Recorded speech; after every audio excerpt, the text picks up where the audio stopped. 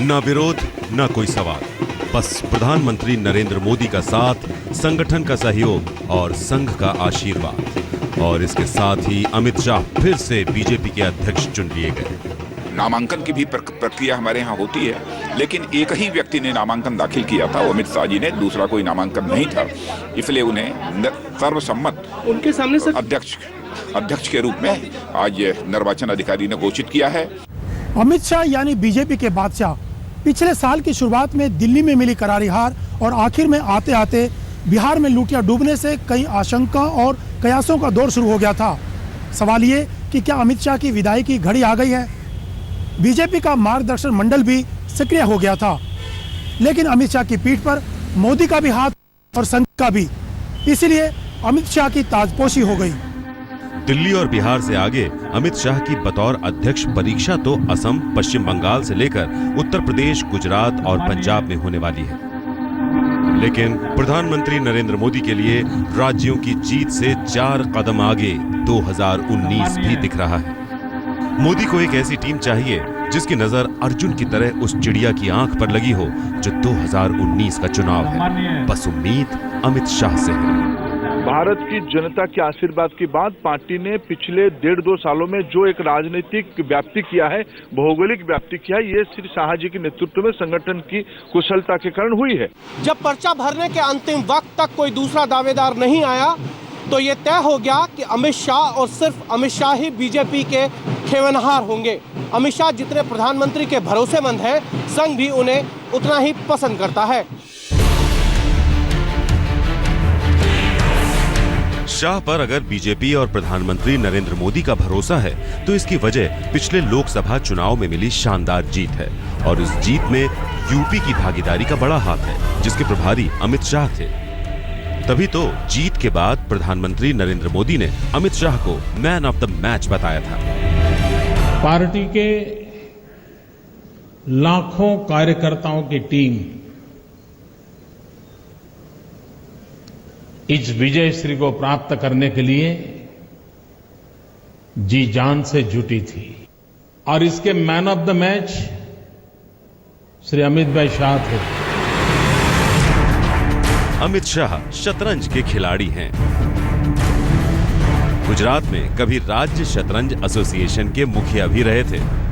राजनीति की बिसात पर कौन सी चाल कहां चलनी है उन्हें अच्छी तरह पता है। और यह भी पता है कि राजा को बचाने के लिए जरूरत पड़े तो हाथी, घोड़े और प्यादे क्या, वजीर की भी कुर्बानी दी जा सकती है।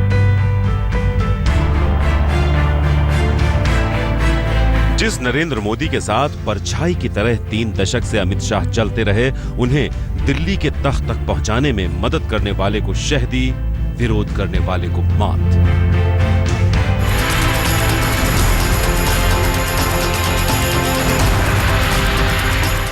डेढ़ साल तो अमित शाह ने राजनाथ सिंह के बचे कार्यकाल को पूरा किया।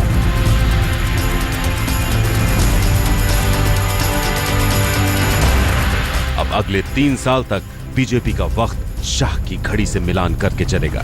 लेकिन फूलों की इन खुशबुओं में चुनौती के कांटे भी हैं।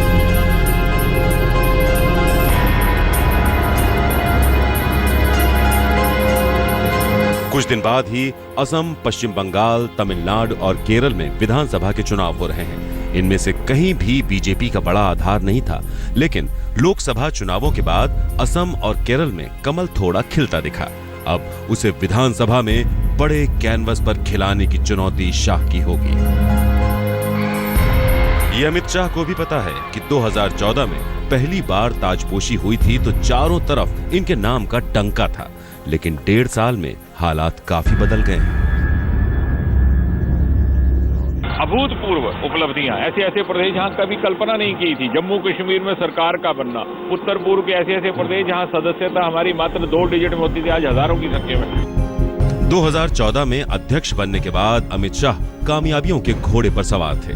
महाराष्ट्र में शिवसेना से गठबंधन तोड़ा और अकेली लड़ी बीजेपी को सरकार में बिठा दिया। हरियाणा में पहली दफा अपने दम पर बीजेपी की सरकार बनी। झारखंड में बीजेपी की सत्ता वापसी हुई और जम्मू और कश्मीर में पीडीपी के साथ असंभव जान पड़ने वाला गठबंधन करके बीजेपी को सत्ता का भागीदार बना दिया। लेकिन 14 का जादू और रणनीति 15 की शुरुआत में अपनी चमक और धमक खोने लगी। पिछले साल की शुरुआत दिल्ली में करारी हार से हुई। दिल्ली विधानसभा में उनकी 70 में से केवल 3 सीट रह गई। आम आदमी पार्टी को 67 सीट दी। उसके पहले पूरे देश में कहते थे Modi wave, Modi wave, Modi wave चल रही है। और आखिर बिहार में बीजेपी की उम्मीदों पर पानी फिरने से जो अनुमान लगाए जा रहे थे कई प्रकार से कि ये कांटे की टक्कर है, तो बिहार के लोगों ने बता दिया कि इसमें उनका मन पूरी तरह बना हुआ था। इन 2 हारों के बाद बीजेपी का असंतुष्ट खेमा अचानक हरकत में आ गया। कभी मुरली मनोहर जोशी तो कभी लाल कृष्ण आडवाणी के घर बैठकों का दौर शुरू हो गया। शत्रुघ्न सिन्हा से लेकर शांता कुमार तक की बाँछें खिल गईं।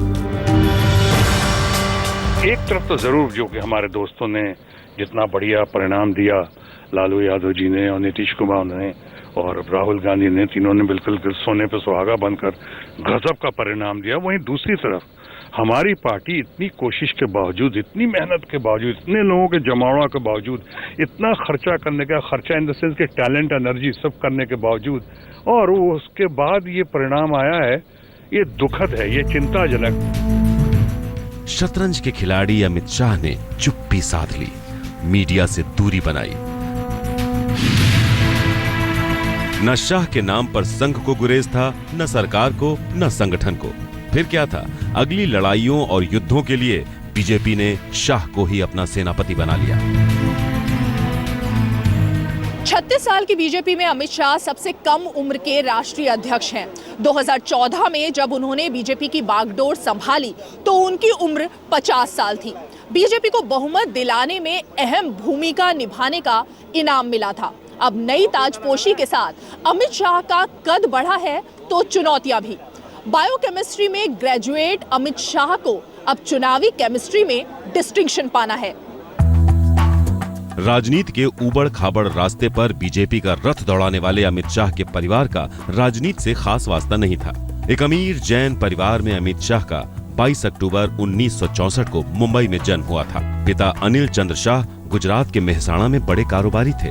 उसी मेहसाणा में जिसके वडनगर में प्रधानमंत्री नरेंद्र मोदी का जन्म हुआ था।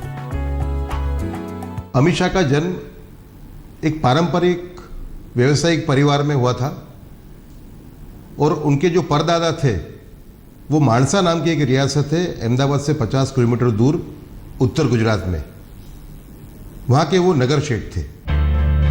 अमित शाह की शुरुआती पढ़ाई मानसा में हुई। वहां से आगे की पढ़ाई के लिए शाह अहमदाबाद चले आए, जहां बायोकेमिस्ट्री में ग्रेजुएट हुए। लेकिन असली पढ़ाई तो आरएसएस की शाखाओं में होती थी। बहुत कम उम्र में ही शाह ने शेयर ब्रोकर का काम किया, लेकिन संघ की शाखाओं में जाते हुए राजनीति का चस्का लगा तो संघ की छात्र इकाई अखिल भारतीय विद्यार्थी परिषद यानी एबीवीपी से जुड़ गए। तब तक प्रधानमंत्री नरेंद्र मोदी संघ के ऐसे प्रचारक बन चुके थे जिनकी गुजरात में ठीक ठाक पकड़ थी। 1982 में अमित शाह सिर्फ 18 साल की उम्र में अहमदाबाद एबीवीपी के नगर मंत्री थे जब उनकी मुलाकात मोदी से हुई। मोदी को शाह में संगठन का हुनर दिखा, शाह को मोदी में भविष्य का नेता।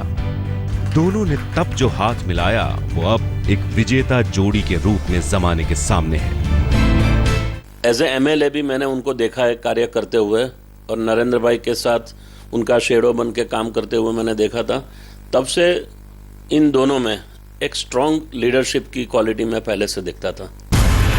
दरअसल मोदी ने ही अमित शाह के लिए बीजेपी का दरवाजा खोला। 1987 में मोदी आरएसएस से बीजेपी में आए और बस 3 साल में ही वो बीजेपी के तत्कालीन अध्यक्ष लाल कृष्ण आडवाणी के खासम खास बन गए। 1990 में जब मोदी आडवाणी की राम रथ यात्रा के सूत्रधार बने, उसी वक्त अमित शाह बीजेपी युवा मोर्चा में बड़ा ओहदा पा गए। 1991 में मोदी के सुझाव पर आडवाणी गांधीनगर से लोकसभा चुनाव लड़ने पहुंचे तो उनके चुनाव मैनेजर अमित शाह बने। मोदी के करीबी शाह अब आडवाणी की नजरों में भी कुशल रणनीतिकार बन गए। आज के प्रधानमंत्री नरेंद्र मोदी के लिए गुजरात की राजनीति में मुश्किल दौर तब शुरू हुआ जब 1995 में गुजरात बीजेपी में बगावत हुई। मुख्यमंत्री केशुभाई पटेल ने मोदी को इसके लिए जिम्मेदार बताते हुए राज्य से बाहर भिजवा दिया। हालांकि केशुभाई पटेल की कुर्सी भी चली गई क्योंकि बीजेपी ने सुरेश मेहता को मुख्यमंत्री बना दिया। शंकर सिंह वाघेला की बगावत और बीजेपी से अलग होने के बावजूद 1998 के विधानसभा चुनाव में बीजेपी ने शानदार जीत हासिल की। केशुभाई पटेल मुख्यमंत्री बने। इससे पहले 1997 में ही शारखेड़ से अमित शाह विधायक बन चुके थे, लेकिन मोदी के करीबी होने के चलते केशुभाई ने शाह को मंत्री नहीं बनाया। अमित शाह ने कोऑपरेटिव बैंक की तरफ रुख किया, साथ ही मोदी को राज्य की राजनीति की खबर देते रहे। नरेंद्र मोदी और अमित शाह की जो जोड़ी है और उसका रिश्ता है वो चोली दामन का रिश्ता है। मोदी जी बिना अमित शाह कभी सक्सेस नहीं होंगे, इसलिए वो हमेशा उसको साथ ही रखेंगे। इस बीच मोदी का वक्त भी बदला। वाजपेयी को मुखौटा कहने वाले गोविंदाचार्य की संगठन महामंत्री के पद से छुट्टी हो गई और केंद्रीय संगठन की जिम्मेवारी मोदी के हाथों में आ गई। उधर अहमदाबाद में अमित शाह भी सक्रिय हो गए और 2001 के भूकंप में केशुभाई पटेल की नाकामी ने मोदी के लिए गुजरात के रास्ते खोल दिए और अक्टूबर 2001 में मोदी गुजरात के मुख्यमंत्री बन गए। मोदी के साथ अमित शाह का भी भाग्य चमका।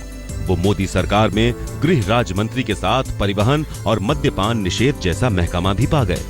5 साल बाद 2007 की चुनावी जीत से शाह का सिक्का ऐसा जमा कि मोदी ने उन्हें 11 से ज्यादा मंत्रालय सौंप दिए। इस भरोसे को मजबूत तो 2002 के गुजरात दंगों ने भी बनाया।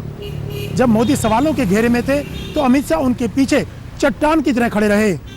उसके बाद हुए विधानसभा चुनावों में मोदी की रणनीति को अमित शाह ने ही जीत के अंजाम तक पहुंचाया। उसी दौरान 2004 में मनमोहन सरकार ने जब आतंकवाद के खिलाफ पोटा के कानून को रद्द कर दिया तो अमित शाह ने गुजरात विधानसभा में Gujarat organised crime control bill पारित करवा दिया। इसके बाद आतंकवाद और अपराध के खिलाफ लड़ाई में अमित शाह का नाम कभी वाहवाही तो कभी विवादों में घिरता रहा। 26 नवंबर 2005 को अहमदाबाद सर्किल के पास टोल पॉइंट पर सोहराबुद्दीन को एनकाउंटर में गुजरात पुलिस ने मार डाला। सोहराबुद्दीन के साथ तुलसी प्रजापति और कौसर बी भी मारी गई। सोहराबुद्दीन पर संगठित अपराध और कारोबारियों से जबरन वसूली का आरोप था। इससे पहले 2004 में इशरत जहां समेत 4 लोग एनकाउंटर में मारे गए थे, जिन पर आरोप था कि वो गुजरात में आतंकवादी हमले की साजिश रच रहे थे। इशरत जहां मामले में सीबीआई ने शाह को क्लीन चिट दे दी, लेकिन सोहराबुद्दीन एनकाउंटर मामले में सीबीआई की चार्जशीट के बाद शाह को न सिर्फ मंत्री पद छोड़ना पड़ा बल्कि जेल भी जाना पड़ा। सिर्फ एक ही कारण था, ये सारे झूठ के पीछे एक ही कारण था कि कैसे न कैसे नरेंद्र मोदी जी और उनके जो क्लोज सहयोगी हैं उनको कैसे न कैसे हम झूठ का इस्तेमाल करके उनको बदनाम करें। एक तरफ अमित शाह का जेल जाना, दूसरी तरफ आडवाणी के नेतृत्व में 2009 का चुनाव बीजेपी का हार जाना। इन दोनों के बीच तब के गुजरात के मुख्यमंत्री नरेंद्र मोदी दिल्ली की तरफ मार्च करने का मन बना चुके थे। 2012 में विधानसभा का चुनाव जीता तो उस हैट्रिक के साथ ही साफ हो गया कि अब मोदी के लिए दिल्ली बहुत दूर नहीं।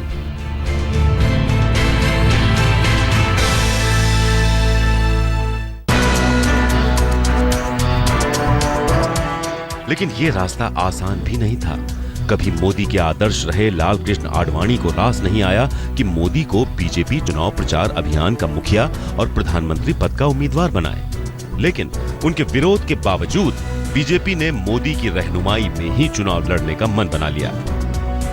श्री नरेंद्र मोदी को आगामी लोकसभा चुनाव के लिए प्राइम मिनिस्ट्रियल कैंडिडेट के रूप में प्रोजेक्ट किया जाए। मोदी तब तक अपना पासा फेंकने लगे थे। प्रधानमंत्री का उम्मीदवार घोषित होने से पहले ही मोदी ने अमित शाह को बीजेपी का महासचिव बनवा दिया था। मोदी राजनीति के इस फार्मूले को भी अच्छी तरह जानते थे कि नई दिल्ली का रास्ता लखनऊ से होकर गुजरता है।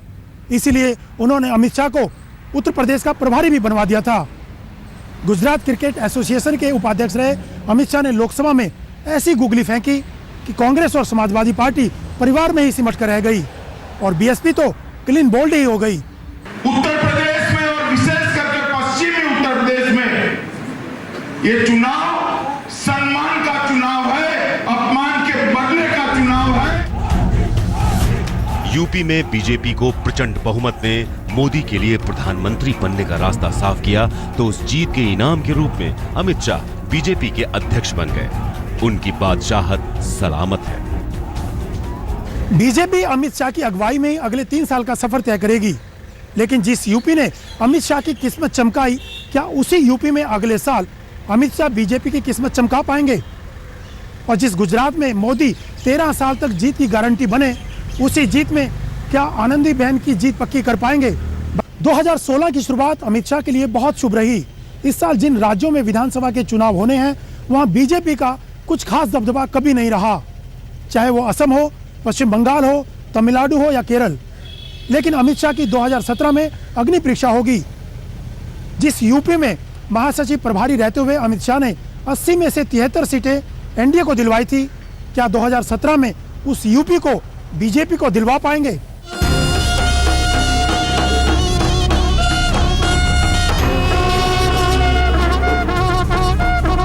असम, पश्चिम बंगाल, तमिलनाडु और केरल से आगे अमित शाह की असली चुनौती तो 2017 में है, जब उत्तर प्रदेश, पंजाब और गुजरात में विधानसभा के चुनाव होंगे।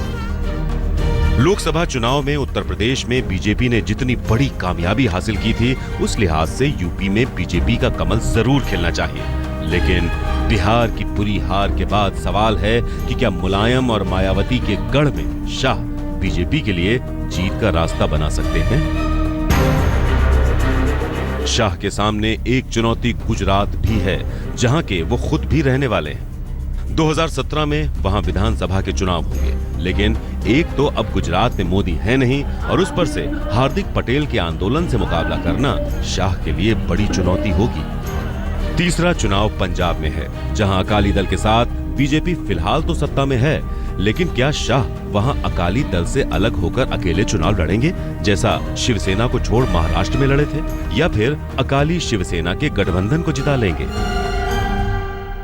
इन सवालों के आगे असली चुनौती 2019 का लोकसभा चुनाव होगा। ये बात प्रधानमंत्री नरेंद्र मोदी भी जानते हैं और अध्यक्ष अमित शाह भी। दोनों जानते हैं कि सिक्का तभी चलेगा जब अगला लोकसभा का चुनाव जीतेंगे। इसलिए 3 साल की दूरी पर सबसे बड़ी चुनौती अमित शाह का इंतजार कर रही है।